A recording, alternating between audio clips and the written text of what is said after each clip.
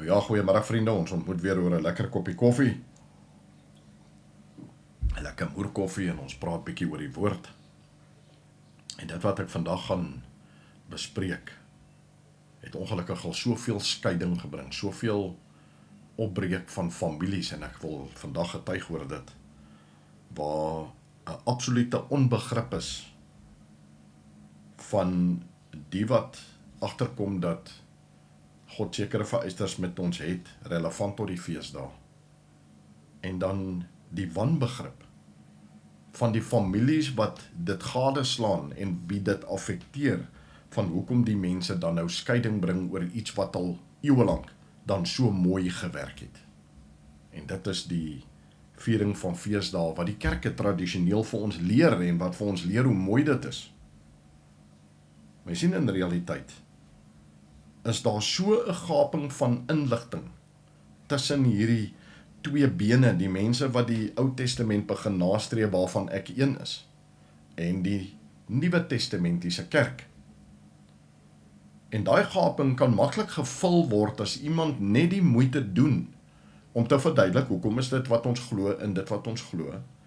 En wanneer die mense wat die Messiaanse geloof, want dit is die Messiaanse geloof, is mense wat die Ou Testament en die Nuwe Testament nastrewe, die gehoorsaamheid daarvan, en glo dat Messias, Jesus Christus, wel die Messias is soos deur God beloof en wat wel vir ons vrygekoop het van ons sondes.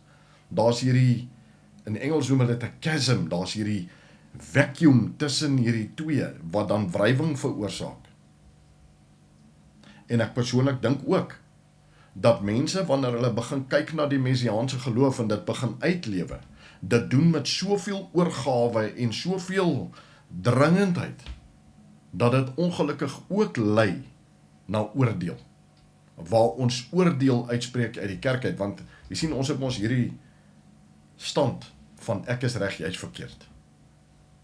En die oomblik as jy dit het, en jy probeer mense oordeel oor dit wat hulle glo, en partykeer is dit in woede vir die misleiding wat baie kerke gebring het deur die eeue, dink ek vernietig ons verhoudings. En my opinie is, dat dit nie die doel is van die evangelie, en hierdie skielike besef, dat die Bybel iets anders vertel, wat die kerke partykeer vir jou vertel. En hierso gaan ek nie oordeel oor die kerke nie. Hulle het gedoen wat hulle glo, het is reg deur die geskiedenis wat hulle gedoen het, en ek sal 'n opinie later gee op elkeen van hierdie feeste. Maar wanneer dit kom by Paasfees en Kersfees, gaan ek dit in kort bespreek, en dan gaan ek Levitikus 23 se feesdae gaan ek bespreek met die een wat ek uitsluit, die heel eerste een, die Sabbat, sal ek op 'n latere opname sal ek dit adresseer. Maar vir die huidige opname gaan ek fokus op Paasfees, Kersfees en die feesdae. Ek wil begin deur 'n getuienis te gee oor 'n ding wat eendag met my gebeur het. Ek het so 3-4 jaar terug het ek 'n restaurant gehad in ons area, en ek het die dag gegaan na 'n groentewinkel of 'n groentemark toe om groente te gaan koop vir die restaurant. En ek stop daar, en ek sal nooit vergeet nie, op my regterkant, op my bestuurderskant, het daar 'n voertuig gestaan, 'n wit voertuig, ek kan nie die maak presies onthou nie, maar ek dink dit was 'n wat ons noem 'n SUV. En in die voertuig was 'n oom en 'n tannie. Ek kan onthou, ek het uitgeklim, ek het gelet op hulle, en ek het gestap na die winkel toe om my aankope te doen, en toe ek by die deur kom toe, onthou ek, oeps, ek het my beursie in die bakkie vergeet, en ek het teruggegaan, en met die wat ek my bakkie oopsluit, hoor ek die oom my 'n vraag vra, half in 'n geïrriteerde, semi-aggressiewe manier vir my gevra, is jy 'n Jood? So 'n bietjie aan kant gevang, het ek gedraai na hom en gesê, nee oom, ek is nie 'n Jood nie, ek is 'n Afrikaanse boerseun. Hy vra vir my, en dis asof hy my nie gehoor het nie, waar is jou kippa?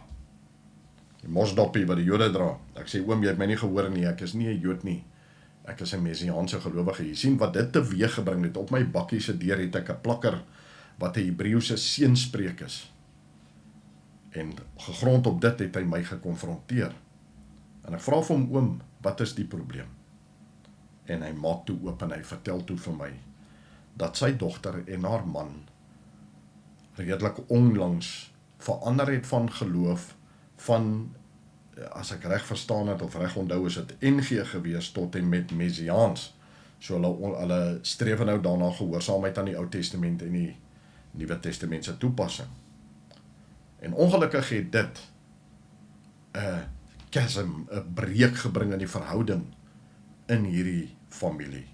Vir die volgende rede: die kinders het geweier dat die ouers, die oupa en die ouma, hulle kinders onderwerp aan die tradisie van Kersfees en Paasfees. Die ouma en die oupa aan hulle kant het seergemaak gevoel, want dit is die tyd in die jaar waarna hulle so uitgesien het. Dit is tye wanneer hulle 'n viering het van die geboorte van Messias en tyd saam met die kleinkinders spandeer. Geliefde tyd. Ek kan onthou in my kinderdae ook, dit was die tyd waar die familie geblom het en almal in vrede bymekaar gekom het en fees gevier het. En ek kan onthou toe as kind het my ouma en my oupa en my tannies en ooms en almal, ons het om die klavier of die orgel, wat hier ook al daar was, het ons bymekaar gekom en Stille Nag en al hierdie kersliedere gesing en die verhaal van Josef en Maria is vertel en die engele en die ster van Bethlehem en die geboorte van Christus en die betekenis van dit. Dis tradisioneel wat ek onthou. Maar hier is die realiteit. In wat is ons feeste gefundeer? Waar ontstaan dit? Wat is die tradisies wat ons vier? Hoe meet dit in lyn met die Bybel? En ek persoonlik dink, dit is onnodig om vyandskap in 'n familie te bring as gevolg van die besef waar die goed vandaan kom. Maar wanneer ons kyk na die boodskap van die evangelie van liefde, is dit meer in lyn daartoe om rustig te gaan sit, te kyk na die geskiedenis en te sê, hierdie is wat hierdie feesdae teweeg gebring het. En dan 'n gelukkige middelweg te vind. En ek het die oom gevra, oom, as jy uitvind dat Messias is 10-1 gebore op 20 Maart 6 BC, hoe gaan dit verander?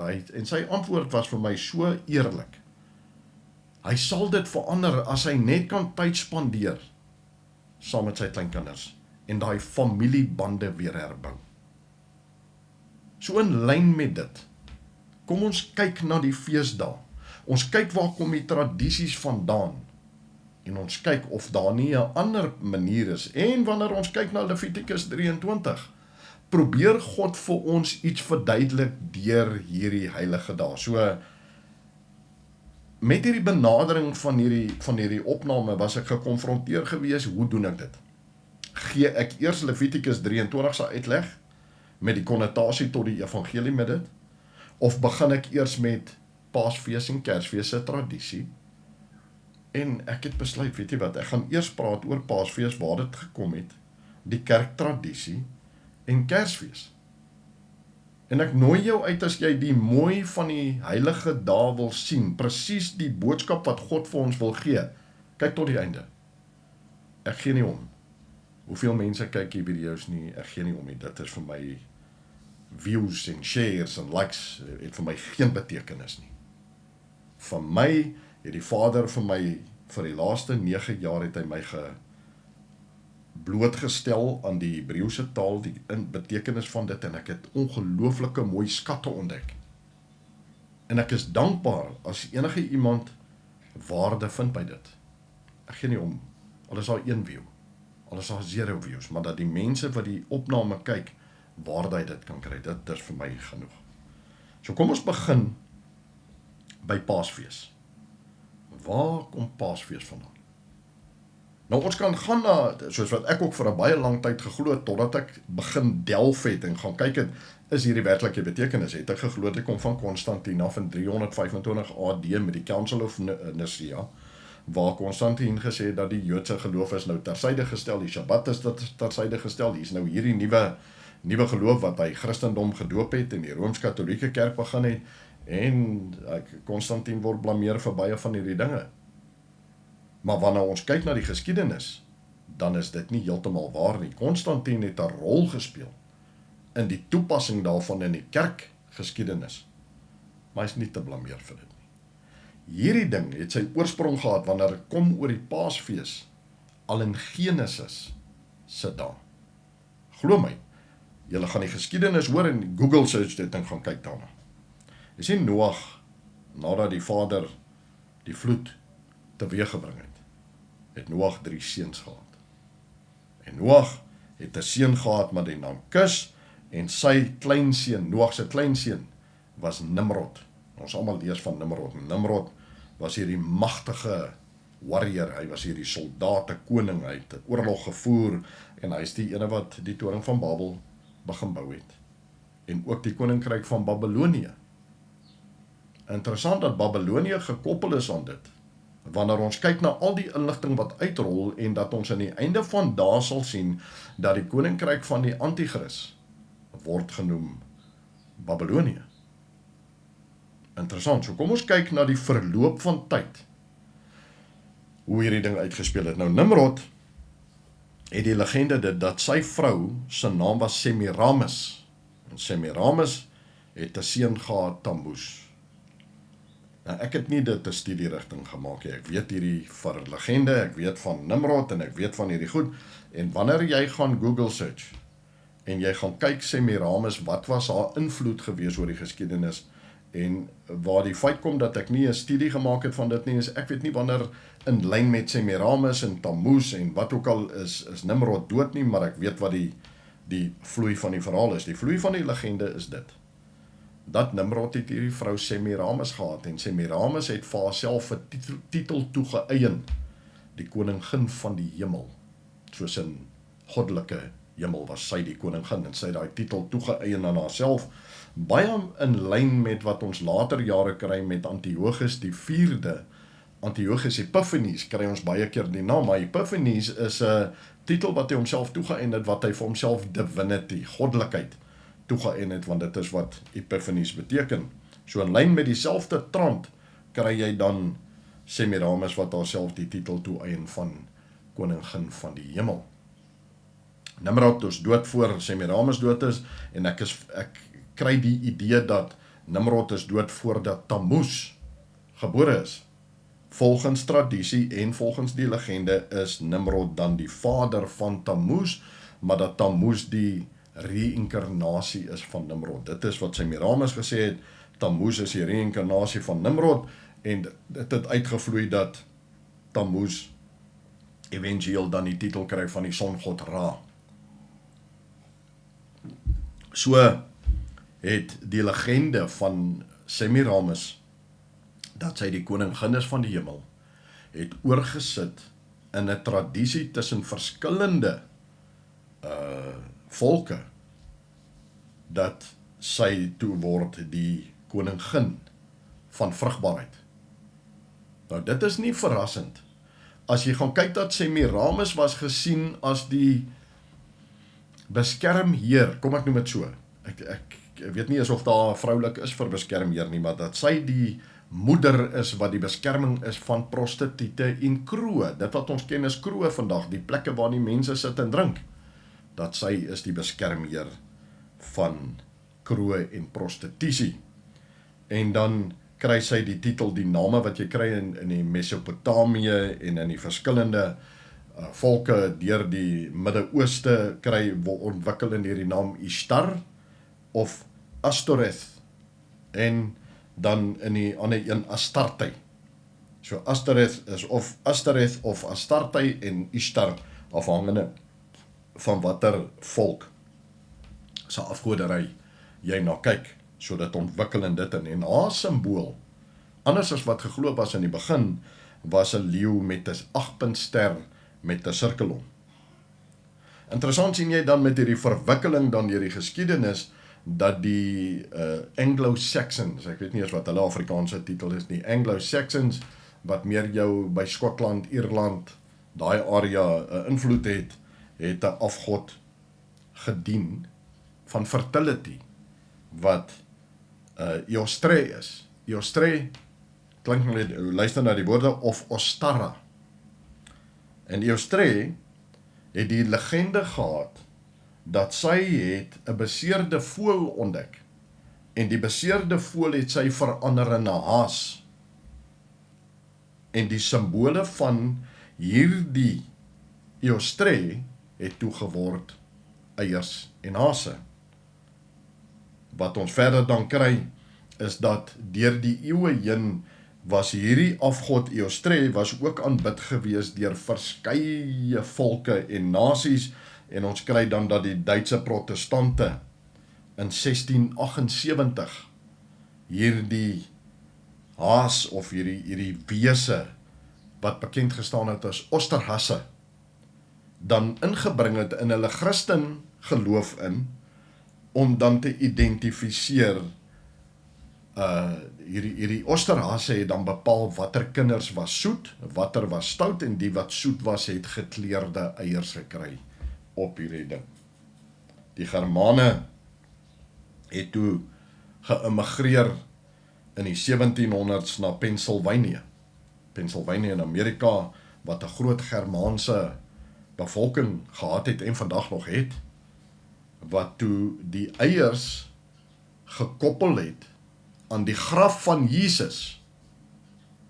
En ek kan nogal die prentjie sien wat sê die eierdop is die graf en dat die lewe kom uit dit uit, en ek kan hierdie beeld sien, maar dit is waar die tradisie gekom het van die eiers en die hasies en hierdie vloei van afgodery tot op die punt waar dit gekoppel word aan Paasfees soos wat ons dit hou.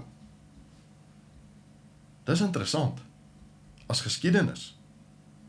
Maar wanneer ek daarna kyk, kan ek presies sien waar die tradisie vanaf gekom het om hasies en eiers te hê met Paasfees, en sonder twyfel wanneer jy kyk na Ishtar of Astaroth of Astarte, wat dan Estor is, wat in Engels bekend staan as Easter, kan jy sien waar hierdie vloei is en waar kom die naam Easter vandaan.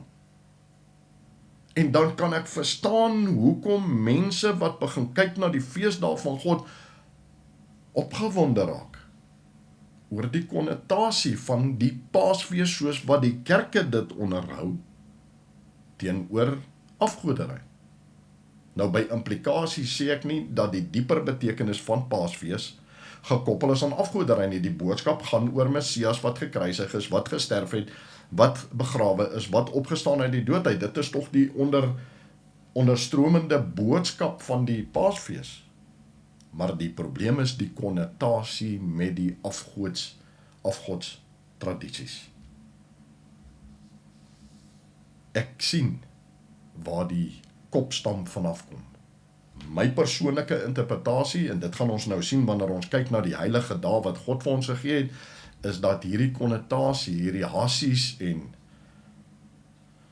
eiers hoort nie saam met die viering van ons Messias se prys wat hy betaal het, die graf wat deur hy gegaan het, die oorwinning van die dood en die opstanding. Ons gaan by dit kom, is so mooi wanneer jy kyk na die Bybelse boodskap daarvan, dan hoort hierdie twee nie vir my in dieselfde fees nie.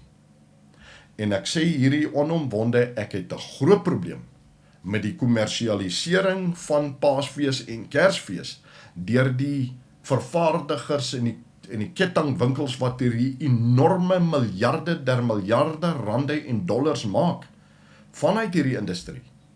Net winsgedrewe, niks met God uit te waai nie, niks met die diens van Messias, niks met die prys wat Messias betaal het, niks met dit uit te waai nie, alles vir geld.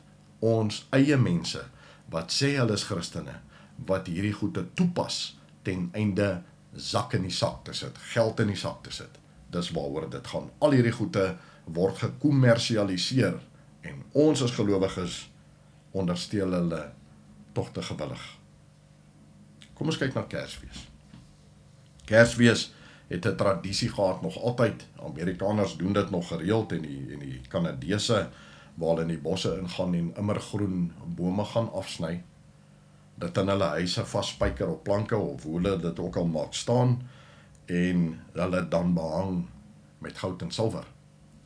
So ek gaan vir ons 'n gedeelte lees uit Jeremia 10 vers 3 tot Jeremia 10 vers 5, waar die Vader aan die woord is, en hy sê die volgende ding: want die insettinge van die volke is nietigheid.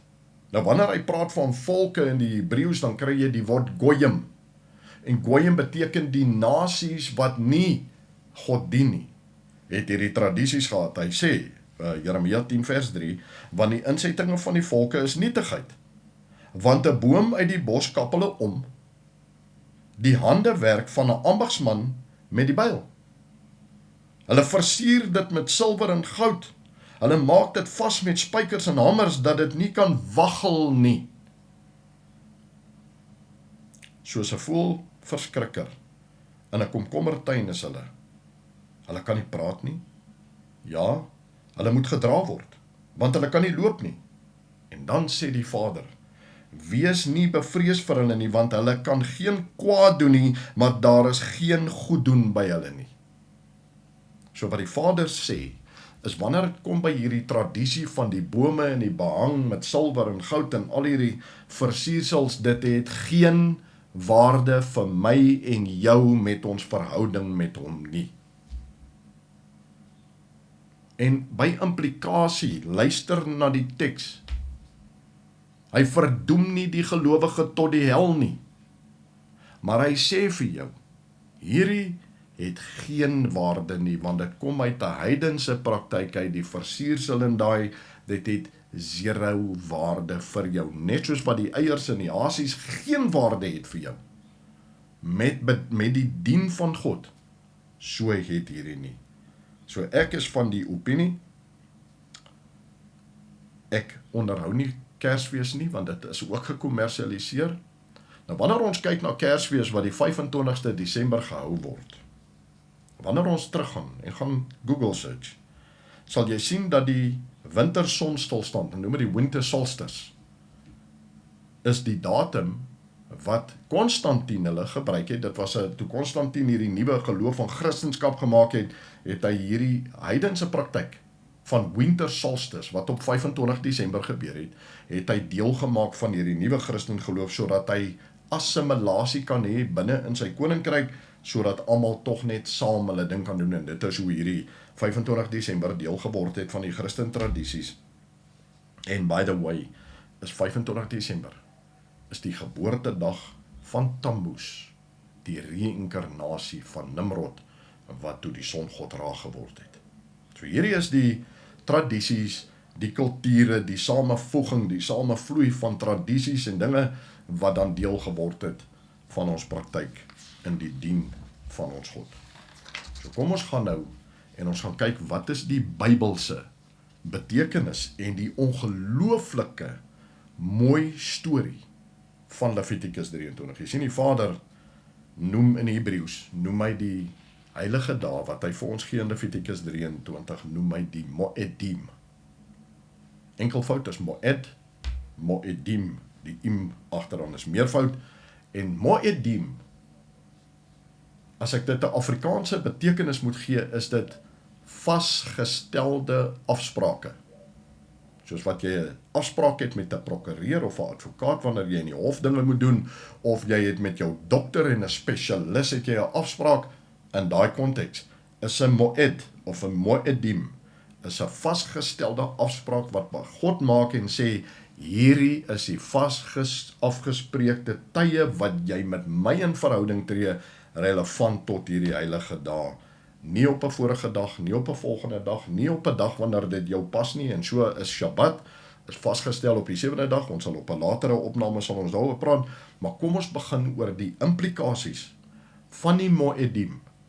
Wat gebeur het daar? Gaan die teks ook wat relevant is tot dit, met die vervulling daarvan, en waar God die uiteensetting doen, gaan ek vir julle gee, en dan kyk ons hoe mooi is dit. Nou hier is my opinie. God het in sy almagtige genade, in 'n liefdesverklaring met ons, het hy in Levitikus 23 vir ons gesê, my kind, jy is spesiaal vir my. Ek gaan vir jou 'n prys gee, wat jou gaan vrykoop van die gevolge van jou sondes, wat die bloed is van Messias. En ek gaan vir jou 'n tydlyn neerlê, waar volgens die Messias gaan handel, die een wat ek stuur vir jou, sodat twee goed gebeur. Jy kan sien, ek is God, en dat ek my woord nakom aan jou wat my kind is, en ook bevestig, dat die Messias wat ek vir jou stuur, inderdaad deur my gestuur is, want hy gehoorsaam hierdie tye wat ek vir hom gee, wat in Levitikus 23 in ons Bybel vasgehou word. En ook, wanneer jy dit volg, bevestig jy jou verhouding met my as jou God en jou liefde vir die prys wat Messias gegee het. En ek hoop dit maak sin. So kom ons kyk bietjie. Ons sien in Exodus 12 vers 2, gee die Vader 'n instruksie aan Moses, of Moshe, die manier wat jy hom uitspreek in Hebreëus, waar hy vir hom sê, vandag is die eerste dag van die eerste maand, die begin van alles. So hy gee vir Moses, wanneer moet die nuwe jaar gebeur, en hy noem dit 1 Aviv, die maand is Aviv. Wat jy wel kry, Aviv beteken die intrede tot die lengte. Jy kry later in Babylonië met die ballingskap van Juda en Benjamin, kry jy waar die naam Aviv verander is na Nisan toe. So wanneer jy sien op die kalender Nisan of Aviv, is eintlik dieselfde maand, is net die naam het verander. Maar God sê, vandag is die eerste dag van die eerste maand, die begin van alles, 1 Aviv. Dan sê die Vader verder, sê hy dat op 10 Aviv is die dag, en hierdie is 'n instruksie aan Moses, en ek gaan bietjie breedvoerig praat oor hierdie ding, op 10 Aviv, of 10 Nisan, na Babylonië, maar die Vader se woord sê Aviv, moet die lam gekies word, en nou hierdie is in aanloop na die uittog uit Egipte uit, waar God hulle verlos van hulle slawerny, sê hy op 10 Aviv moet die lam gekies word. Dan sê hy op 14 Aviv moet die lam geslag word, en hy gee die dag 'n naam, Pesach. Hy gaan verder en hy sê die dag na Pesach is die fees van ongesuurde brode, is Matzah. Dan die dag daarna, wat gewoonlik op 16 Aviv is, maar met Messias se tyd het dit verander, is dit die fees van eerste vrugte, Bikurim. En dan van daar af is dit 50 dae, op 7 Sivan is dit Shavuot, en dan kry jy 10 dae daarna, kry jy Yom Teruah. Jammer, jy kry 50 daarna kry jy Shavuot, dan kry jy in Tishri, kry jy Yom Teruah, wat die fees van trompette is. 10 dae daarna kry jy Yom Kippur, the Day of Atonement, of die dag van berou, of die dag van verhoopmoediging. Dan kry jy 5 dae daarna is die fees van Tabernakel, Sukkot, en dan die einde van dit is Shemini Atzeret, die 8ste dag. Nou kom ek, gaan op die goed in, en hierdie goed is vreemd, ek weet, want die name wat daarvoor is die Hebreëse name, maar wanneer ons kyk daarna, en ons kyk hoe Messias hulle vervul het, dan gaan dit die verstand te bowe, van hoe presies die Vader hierdie dinge laat saamwerk het. So ons kry hierdie verhaal, net weer 'n slukkie van,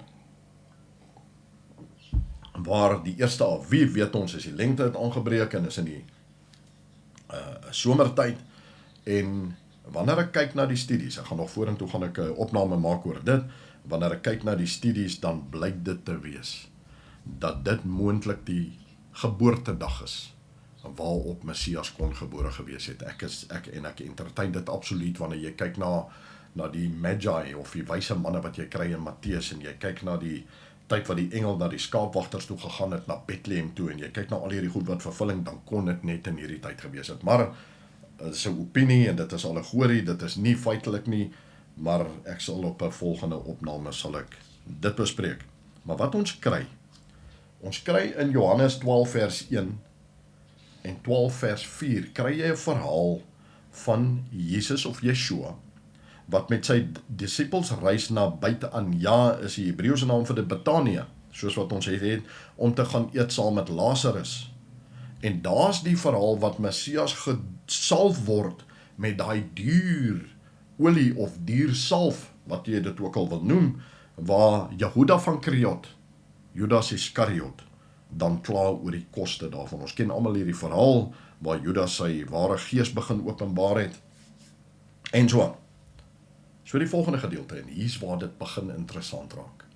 Die Vader sê in Exodus, en toe weer in Levitikus vir Moses, sê hy, op 10 Aviv moet jy die lam kies. Nou daar's 2 Hebreëse woorde wat so kardinaal is tot hierdie proses van die lam kies, en ons gaan nou by dit kom. dis op 'n Sondag. En hier is die crazy ding. Ons vind in Johannes 12 vers 12 tot 14, kry ons 'n vervulling van 'n profesie van Sagaria 9 vers 9, waar Messias op 'n esel inry in Jerusalem. Ons ken hierdie verhaal. Jesus kom Jerusalem ingery op hierdie esel en hulle gooi klere en takke en palmtakke en hy gaan nie oor en hulle sing vir hom, Hosanna. Dis 'n vervulling van Sagaria 9 vers 9 en ander profesieë, Jeremia en so aan van hulle profesieë. Wij sien dis 'n belangrike dag. Want hierdie dag wat Yeshua of Jesus op hierdie esel Jerusalem inry, is op 10 Aviv. Die dag wanneer die lam gekies moet word vir die paaslam, die ene wat geslag moet word. En die woorde wat hulle vir hom sing is van kardinale belang. Jy sien die woorde wat ons sien in die Afrikaanse Bybel is Hosanna en dit is nie wat hulle gesing het nie, hulle het nie Afrikaans gesing nie. Hulle het Hebreëus gesing. En die Hebreëse term wat hulle gesing het is Hoshi'ana. Hoshi'ana. Hoshia beteken verlos ons, red ons. En die na dui op 'n pleitgebed. Dis 'n pleidooi, asseblief red ons, verlos ons. En sonder dat hulle besef wat hulle besig is om te doen, kies hulle die lam op presies dieselfde dag wat God gesê het, die lam moet gekies word op 10 Aviv. Gaan kyk maar na jou tydlyne in die evangelieboeke en dit is kardinaal dat julle dit self doen, Johannes 12 vers 12 tot 14, Sagaria 9 vers 9 en gaan kyk maar na Markus, Lukas en Matteus.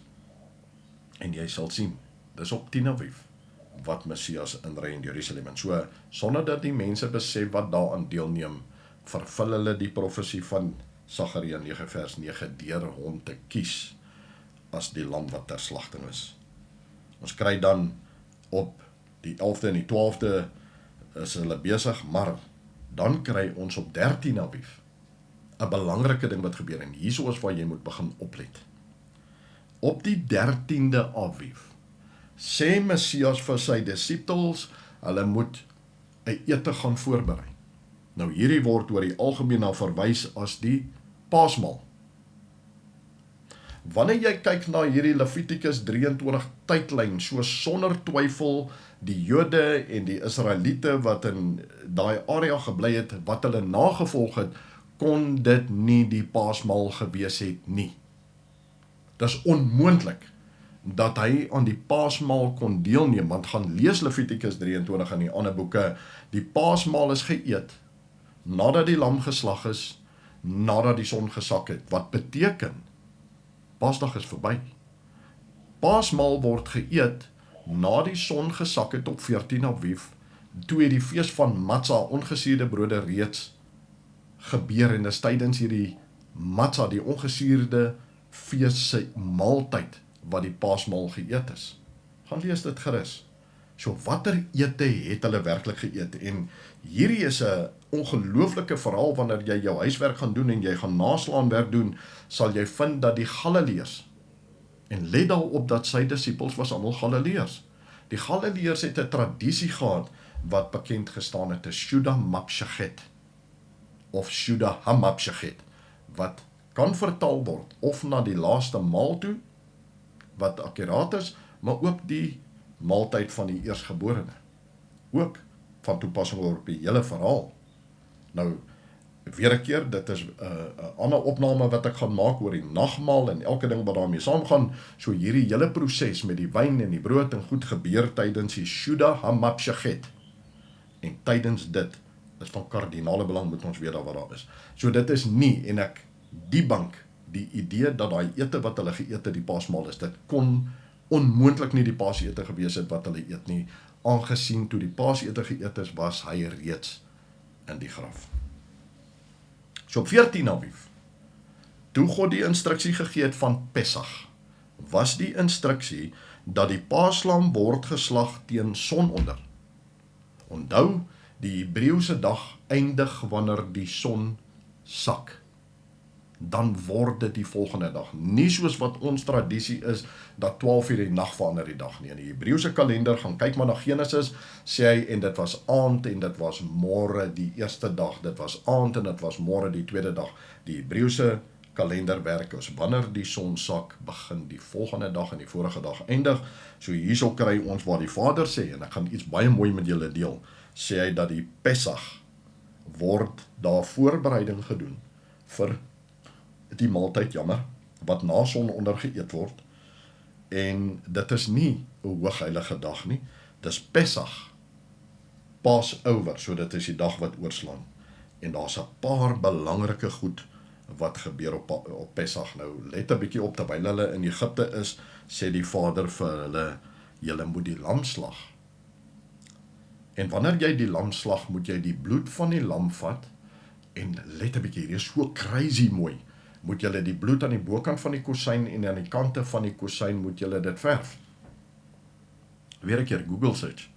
Gaan kyk bietjie wat is die Hebreëse letter vir get. Get. Onthou daai woord. Gaan kyk bietjie hoe lyk hy, die get.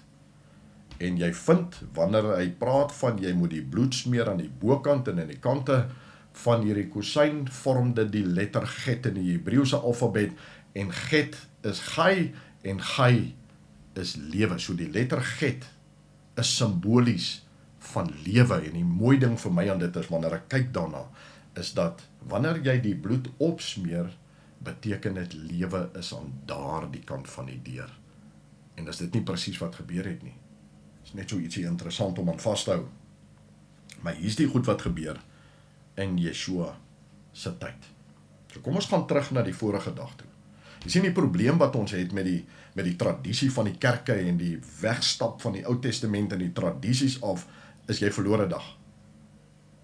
As jy gaan kyk na wat Messias self gesê het, hy het gesê, ek gaan 3 dae en 3 nagte in die graf wees, né? Sy eie woorde. Nou of hy, en hierdie is regtig waar die kritikus se opinie, of hy was ongeletterd, of hy het nie geweet waarvan hy praat nie, want wanneer jy kyk na Vrydag, as hy Vrydag gekruisig is, tot en met Sondag, daar's nie 'n manier wat jy 3 dae en 3 nagte in dit inkry nie, so hoe kon hy sy eie profesie vervul het? Maar hier's die realiteit.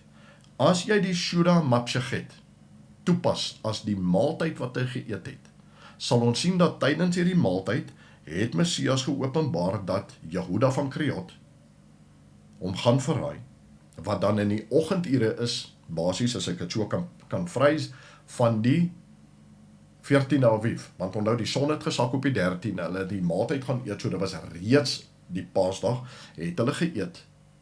Hy het gesê, jy gaan my verraai.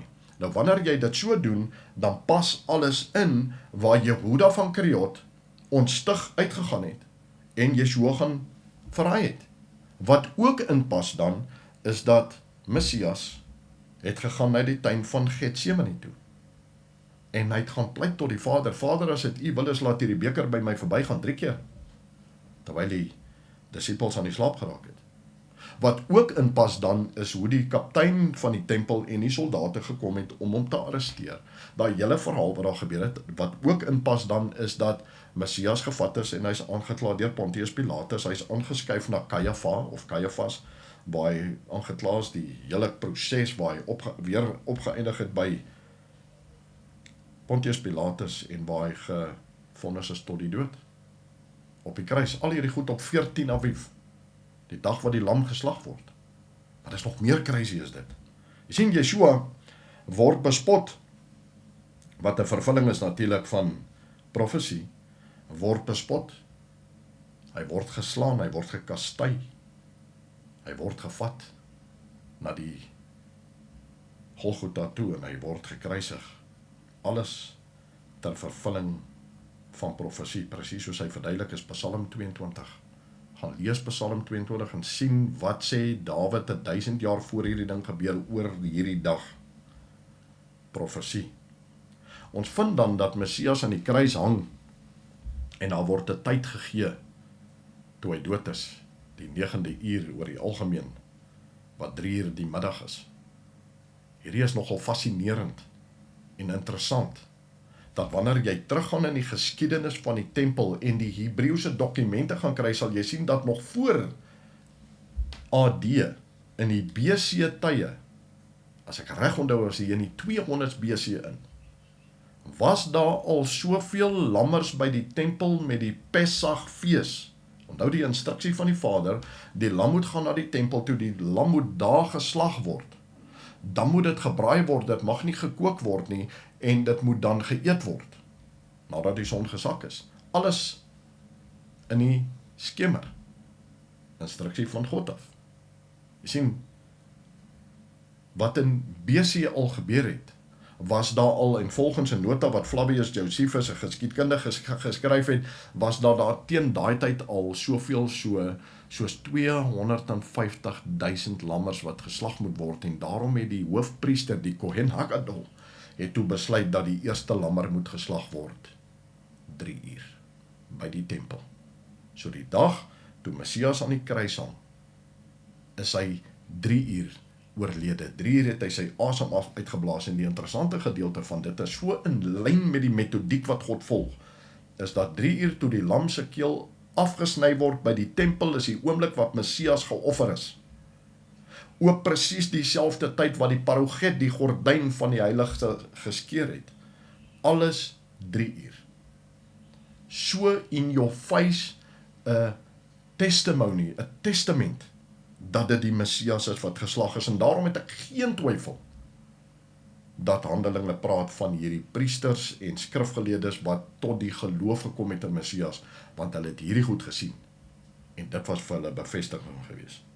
So wat ons dan kry, is voor die sonsak, moes sy liggaam afwees van die kruis af, want die Matzah, die fees van ongesierde brode, sy eerste dag, is 'n 7-dag fees, was 'n hoogheilige Shabbat. Hy moes reeds in die graf wees, en daarom het hulle hom in die rykman se graf gaan begrawe, wat ook 'n vervulling is van profesie. Julle kan lees hiervan, kan jy lees van Yeshua in die tuin van Getsemane, Matteus 26 vers 36, ons kan lees Johannes 18:1, ons kan lees van Juda van Kariot, Johannes 18:3, ons kan lees van hom wat verhoor word, Matteus 27 vers 1 tot 37, jy kan lees van hom wat bespot is, en wat gesterf het, Matteus 27, 45 tot 50, en waar hy begrawe is, Matteus 27, vers 57 tot 60. Nou die son gesak, ons Messias is in die graf, en onthou die dag begin wanneer die son sak, so hy is reeds sy eerste dag, is hy in die graf teen die fees van Matzah, ongesierde brode.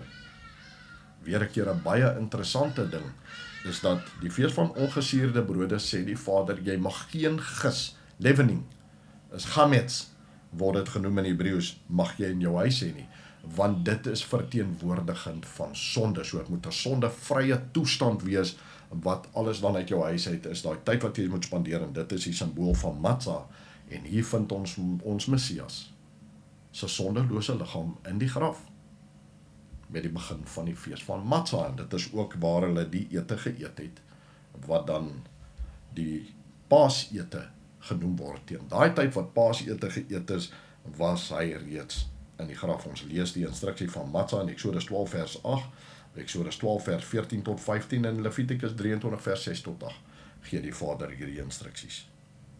'n Interessante ding gebeur hierdie jaar, soos genotuleer is deur verskeie dokumente, onder andere ook Flavius Josephus, dat die weeklikse Shabbat, die Saterdag, soos ons het ken vandag, was die dag na die eerste dag van Matzah. So kan ons teruggaan en ons kan sien dat die eintlike kruisiging van Messias het gebeur die donderdag, nie die Vrydag nie.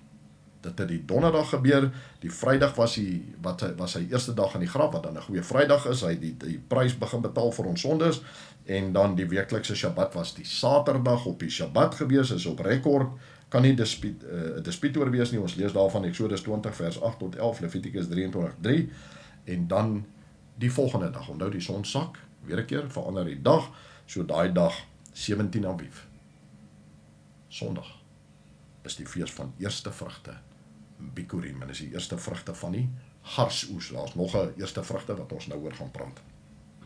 En op die fees van eerste vrugte, staan Messias op, uit die dood uit, as die eerste vrugte wat die tweede dood oorwin. Die tweede dood is die permanente dood, dis die dood wat almal aanskuldig is, waarvan sy bloed ons vrykoop, sodat ons nie deel het aan die tweede dood nie. Nou wanneer jy gaan kyk na die profetiese boeke, en veral wanneer jy Openbaring gaan lees, wat dit gaan oor die oordeel, jy lees van Matteus, die skeiding van die bokke en die skape en al hierdie goed, dit is alles relevant tot die tweede dood, is dat ons word vrygelaat uit die tweede dood uit, as gevolg van die bloed, mits jy dit aanvaar. Nou tot op hierdie punt, kom ons kyk net bietjie in nabetragting voordat ons verder gaan, want dit raak nog meer interessant is kom ons kyk na nabetragting, die 10de Aviv, toe God gesê die lam moet gekies word. Hy sê dit in Exodus, hy sê dit in Levitikus, die lam moet gekies word op 10 Aviv, ry Messias op die esel Jerusalem binne, hulle sing vir Hosanna of Hosiana, wat beteken wees ons verlossing, en sonder dat hulle weet, kies hulle die lam wat geslag moet gaan, wat die prys betaal vir hulle sondes op 14 Aviv. Toe die lam geslag moet word hy geslag op die kruis. Toe die lam by die tempel geslag word, 3 uur is die oomblik wat hy geslag is op die kruis, presies gesinkroniseer, soos wat die profesie dit gesê het, 1300 jaar vroeër, wat die Vader doen op 14 Aviv. Teen 14 Aviv se einde, toe die fees van ongesierde brode Matzah aanbreek en die paasete geëet word, toe is Messias reeds in die graf. Ons het al die rekords daarvan 15 Aviv, wat die fees van ongesierde brode is, wat versinnebeeld word deur sondeloosheid, lê sy sondelose liggaam in die graf. Die dag daarna was die weeklikse Shabbat, soos die geskiedkundiges dit sê, en die 17de Aviv, wat die fees van eerste vrugte is, Bikurim, staan hy op as die eerste vrugte wat die tweede dood oorwin. En hier is die interessante gedeelte. Met sy opstanding, vanaf die oomblik wat Pesach aangebreek het, Paasdag aangebreek het, met Matzah, met die weeklikse Shabbat, met hierdie Bikurim, hoe lang het hy in die graf gespandeer? 3 dae, 3 nagte. Alles pas in. Die tuin van Getsemane pas in, die Shuda Mapshaget pas in, elke facet van dit wat ons vind in die Bybel, en so bewys die Bybel dan, en Levitikus 23 dan, dat Messias nie in dwaal was nie. Hy het geweet wat hy sê, hy het geweet wat hy bedoel, toe hy gesê 3 dae en 3 nagte, en so weet ons dat Jona 'n voorloper is as 'n teken van Messias. Alles word bewys as waar, deur die Bybel, mits jy die Bybel ken. So, hierdie wys vir ons dat die Ou Testament aftal nie klaar is met ons nie, want daar is nog feesdae wat kom na Bikurim, wat ook vervul is en ook wat nog vervul moet word. So kom ek praat verder oor dit. So kry ons dan op die feesdae van Bikurim af, die fees van eerste vrugte, van gars, kry ons dan weer 'n keer die eerste vrugtefees. 50 dae na Bikurim, 50 dae, kry ons dan 'n fees wat genoem word Shavuot, die fees van weke. Nou in die Griekse terminologie staan dit bekend as Pinksterfees, of wat is die, kan ek dit nou nie onthou nie, maar die Pinksterfees, Pentekost, is dan 50 dae later, is dit op 7 Sivan, op die Hebreëse kalender, kry jy Shavuot, wat ook 'n eerste vrugtefees is, en hier is die ding wat die wind uit jou seil uithaal. So kom ons kyk bietjie wat gebeur tussen 17 Aviv en 7 Sivan, wanneer die Shavuot fees is, tussen Bikurim die eerste vrugtefees en die volgende vrugtefees, is daar 50 dae. In hierdie 50 dae, wanneer ons die evangelieboeke lees ons dat Messias het opgestaan, hy het getuig, hy het homself geopenbaar aan die disciples, en hy het na die Transfiguration Mount toe gegaan, en hy het opgevaar na die Vader toe, met 'n belofte.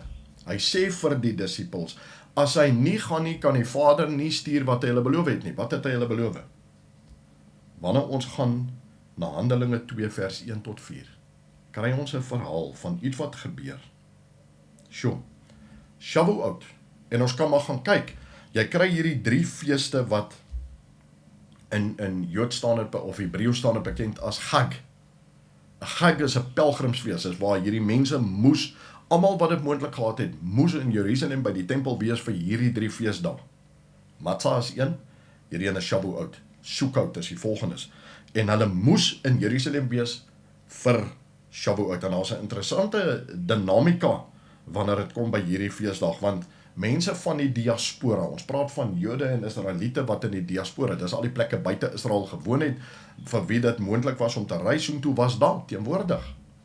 Hulle was daar met die gebeurtenis van Handelinge 2, so oorwegend was die mense in Jerusalem, was Jode, wat gekom het vir hierdie Gag, vir Shavuot, om by die tempel te wees. En daarom maak die volgende teks dan sin, waar hulle staan en lou en behold, die eerste vrugtefees, die tweede eerste vrugtefees vir koring, vir die koring oor Shavuot, kom die Heilige Gees af, gaan in die apostels in, en hulle verkondig die evangelie, nie in brabbeltaal, soos wat baie dit vertaal en sê, hoor jy hulle het in tonge gepraat, en dis nie waar nie, gaan lees die teks. Hulle het gepraat in die tale van die mense wat om hulle is, wat daar is vir die fees van Shavuot, en hulle kon die evangelie hoor in hulle eie taal. Gaan lees Handelinge, dis wat die teks sê. En wat gebeur? Die Heilige Gees se afkoms, wat praat met hierdie mense, hulle sien hierdie wonderwerk, wen die eerste 3000 siele op hierdie eerste vrugtefees vir die evangelie, vir die geloof van Messias, die eerste 3000. Hierdie is Jode, wat gewin is vir die evangelie. Ons kry later in Handelinge, kry ons die verhaal van Cornelius, waar die Goyim, die nie-Jode ingesluit is in hierdie belofte van die Heilige Gees. Gaan lees dit, Handelinge 10, Handelinge 11, waar hierdie Goyim ook ingesluit is in hierdie belofte van God, dat almal kan die ewige lewe beerwe. So tot op hierdie punt, tot en met Shavuot, is elke feesdag nie net vervul op die dag soos wat God dit gegee het 1300 jaar voor die tyd in Levitikus 23 nie, maar op die uur wanneer ons kyk met hom wat gesterf het 3 uur en elke ding wat daarmee saamgaan. Op die dag en die uur het God dit vervul presies soos wat Levitikus 23 jou gee. So nou sit ons met 'n ding dat daar, ek wil amper sê die Engelse woord in essence, 3 feesdae oor is wat genoem word in Levitikus 23 wat nog nie vervul is nie, wat in ons toekoms lê wat vervul moet word, maar eintlik is dit 4. En jy moet die Hebreëus kan lees en verstaan alvorens jy sien dat daar 4 deen is, of jy moet mooi na die Afrikaans en Engels kyk alvorens jy identifiseer dat daar 4 deen is, en ons gaan vinnig praat oor dit. So die volgende dag wat nog vervul moet word, staan by die Jode bekend as Rosh Hashanah, is vir hulle die nuwe jaar, en ek het geen oordeel oor hulle nie, want 'n nuwe jaar het 'n ander betekenis. Maar in Hebreëus is die dag wat vervul moet word, is Yom Teruah. Nou Yom beteken dag, en Teruah is daai geluid wat die shofar, die ramshoring maak, en dit is die dag van die ramshoring geblaas, en as jy dan gaan kyk, en jy staan stil, en jy raak ontslaaf van die wêreldse geraas en die windlawaai wat daar buite is, dan gaan jy 'n ding sien, wat so interessant is. Ons Messias vertel ons 'n paar goed relevant tot hierdie dag. Messias sê hy sal terugkom soos 'n dief in die nag. Die dag en die uur is aan almal onbekend. Hy maak al hierdie statements. Hy praat van jy moet jou olie reghou en jy moet al hierdie goede reghou. En as jy gaan lees en jy wil Levitikus gaan kyk na die dag Yom Teruah, jy kry in Levitikus 23 vers 23 tot 25. Maar wanneer jy hierdie verhale wil kry, dan gaan jy Matteus 24:36 lees, Matteus 24:30 tot 31, en jy kan selfs Korintiërs 15 vers 52 gaan lees. En hier is die realiteit. En hier is die hartseer ook. Omdat ons deur die kerk weggedryf word van die Ou Testament, ons sien ons nie die waarheid van die teks nie, en daarom is hierdie doktrines daar dat die dag en die uur is onbekend, so moenie worry nie. Niemand weet wanneer, dis nie waar nie. Ons weet wanneer hy moet terugkom. Ons ken net nie die seisoen nie. Want jy sien die realiteit van Yom Teruah. Wanneer Messias praat van die dag en die uur is aan my en aan die engele onbekend, verwys dit na 'n spesifieke dag in hierdie feeskalender. Kom ek verduidelik. Alhoewel die Jode van vandag, die Israeliete wat in Israel is, nie meer hou by die praktyk nie, en hulle het hierdie jaar op 11 September is Rosh Hashanah vir hulle. In werklikheid is Yom Teruah se dag en uur onbekend aan die mense. En gaan kyk na Levitikus 23, lees dit aandagtig, dis die enigste dag van die feesdae wat aangekondig word deur die maan. En wat God se instruksie is dat dit 'n nuwe maan gaan wees, wat by definisie beteken daar's geen lig wat reflekteer van die maan af, is 'n donker maan, is die nuwe maan. En so was die tradisie dan relevant tot Yom Teruah, dat twee getuies, presies in lyn met die wil van God, kyk na die maan. En dis enige tyd tussen 2 of 3 dae verskil, van wanneer hierdie maan nou gaan besluit, hy gaan die nuwe jaar of die Yom Teruah aankondig, want dit niks so eintlik met die nuwe jaar uit te wy nie. Dis die dag van die ramshoring geblaas. En lou en behold, in hierdie 2 of 3 dae periode kom daar 'n stadium wanneer die maan 'n silwer randjie op hom kry, en wanneer die twee getuies dan ooreenstem en sê, hierdie is die silwer randjie op die maan, hierdie is dan Yom Teruah, word die ramshoring geblaas, is in die nag met die maan, en die ramshoring word geblaas, en dit kondig dan Yom Teruah aan, wat dan normaalweg die begin is van die maand Tishri. 1 Tishri. En daarom sê ek, die doktrine, dat die dag en die uur oor die algemeen beteken dat niemand weet wat 'n dag of wat whenever in die jaar is vals. Wat die teks vir jou sê, is ons weet op watter dag hy moet kom op Yom Teruah, want voor dit het hy elke een van die feesdae op die dag en die uur vervul, en die laaste 3 of 4 wat vervul moet word is Yom Teruah, Yom Kippur en Sukkot en Shemini Atzeret. En wat jy vind hierso is dat selfs vir ons wat weet Yom Teruah moet nou gebeur in 'n kwessie van 2 of 3 dae, is die dag en die uur onbekend, want dit kan enige een van 3 dae wees, en die uur is ook onbekend, want jy kan nie sê watter tyd in die nag gaan dit gebeur nie, en word dit aangekondig met die ramshoring. So gaan lees bietjie die evangelie, gaan lees Openbaring, wanneer Messias hy kom af, sal hy kom in die middel van die nag, soos 'n dief in die nag, en hy sal kom met die ramshoring, en dit word baie keer vertaal as die trompetgeskal, is wanneer hy terugkom. Ons weet, ons God is getrou. Hy moet kom op Yom Teruah ter vervulling van Yom Teruah. Hierdie feesdae is simbolies van ons verlossingsgeskiedenis, soos bepaal deur God, 1300 jaar voordat Messias begin het met die vervulling van die betekenis van die Moedim. So kom ons gaan nou 'n bietjie verder. Wat jy kry is, jy kry Yom Teruah waarvan die dag en die uur onbekend is. En relevant tot dit, kry jy dan 10 dae later, kry jy die volgende feesdag, Yom Kippur. Yom Kippur, wat die dag van verootmoediging is, the Day of Atonement. Nou hierso is waar ek begin met raai. Ek is van opinie, wat gebeur op hierdie dag.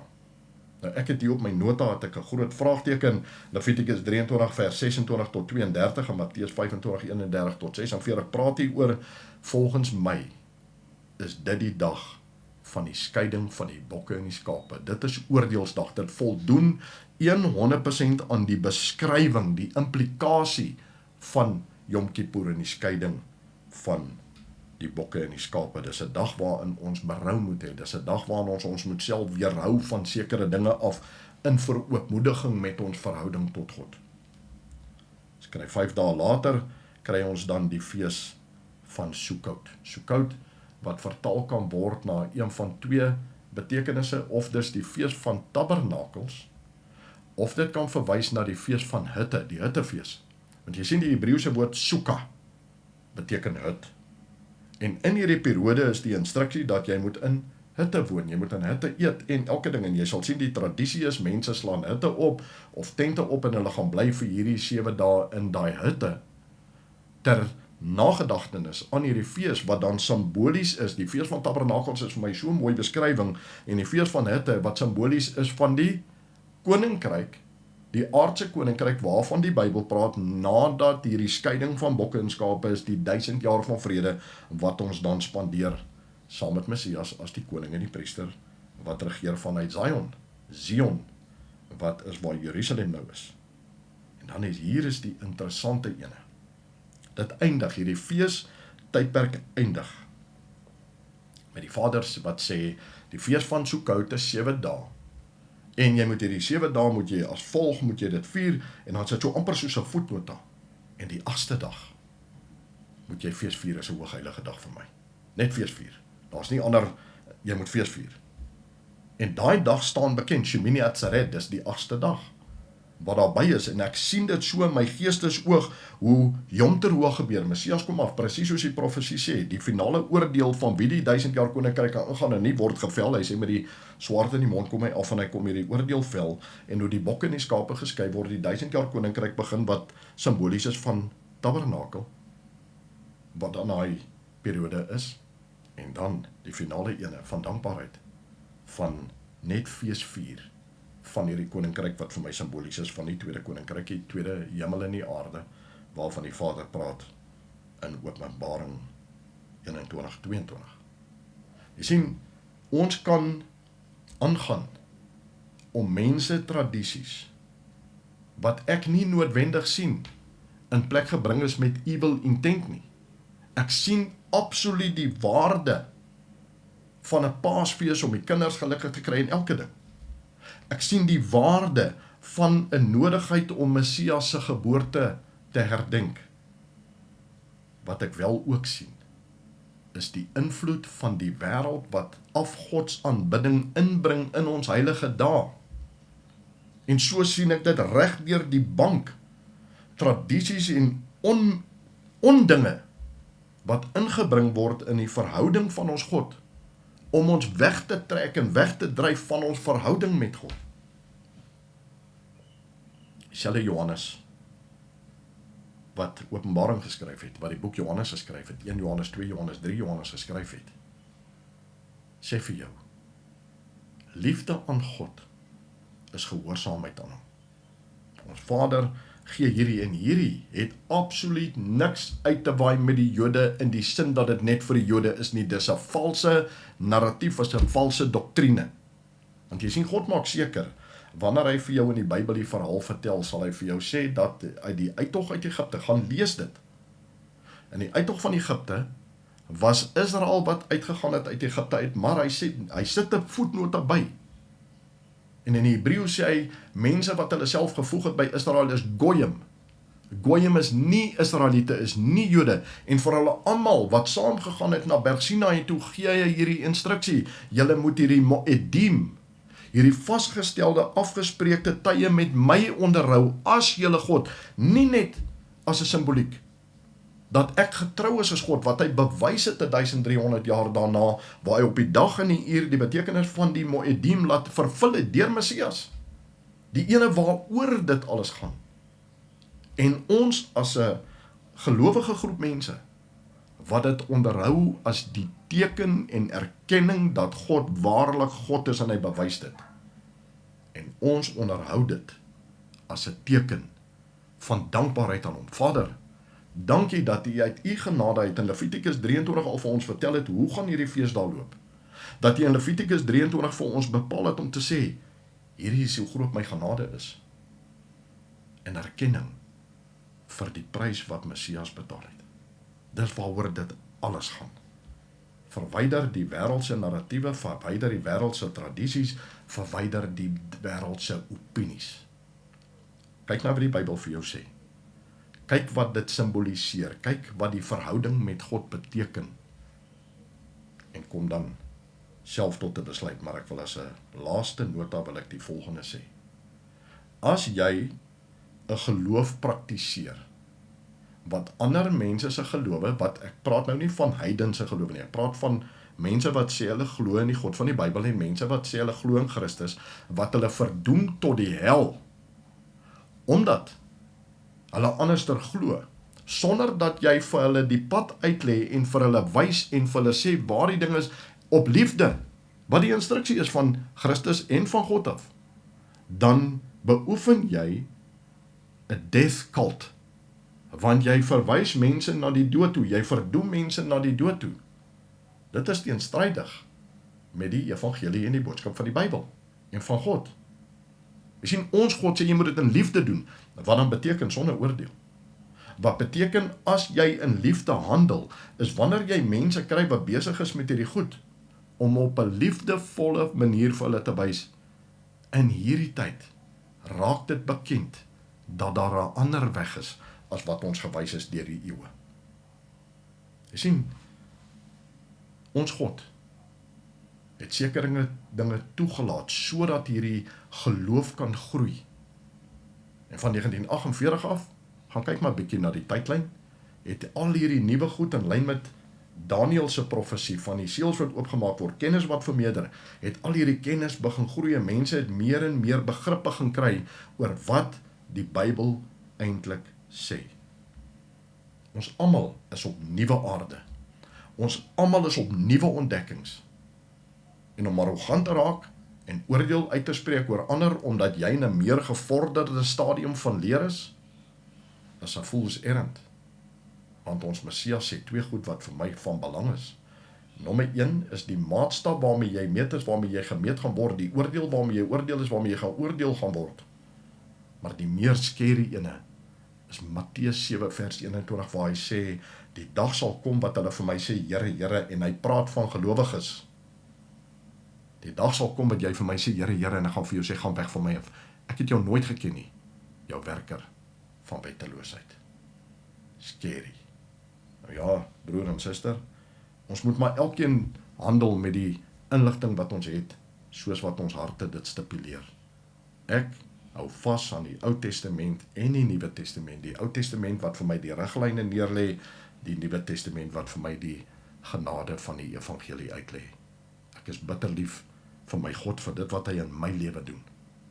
En ek is net so lief vir my Messias, wat bereid was om ten spyte van my oordeele, ten spyte van my foute, ten spyte van die mens wat ek is, nog steeds vir my te sê, jy was dit werd.